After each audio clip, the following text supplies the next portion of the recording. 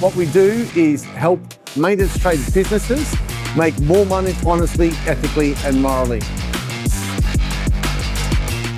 We fully immerse our clients in what it's like to be in front of a customer in a difficult situation, so they know how to act and how to close more sales at a bigger size more often. Absolutely loving it. We're learning so much stuff with the role plays, and you can use this in all of our situations. We're learning so much. They've got 4 or 5 pages of notes just day one, so can't wait to see what we can do. In this event, I'm hoping to take away the ability to be a lot more confident in myself when presenting.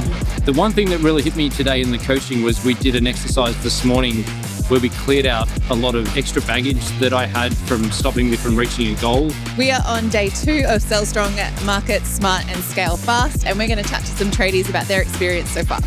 Just being around other like-minded tradies has been really good. Building the rapport and asking lots of questions. Running through more options with clients, asking more questions to spark conversation with them and stuff. Know the customers a bit more, making them feel heard, listening to what they have to say and what the issues are.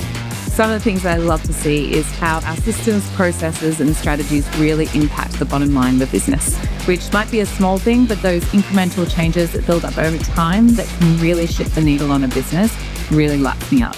It's not teaching you to sell. It's giving you the tools to better perform in your trade and deliver the product and the knowledge that you already have in a way that everybody benefits. When I look around the room, I see young men craving for leadership, craving for support, craving to learn skills to how to communicate better with their clients, which also trickles into their personal life. They become better business owners and they become the leaders that they truly desire to be, even if they're still an employee, and I really love that.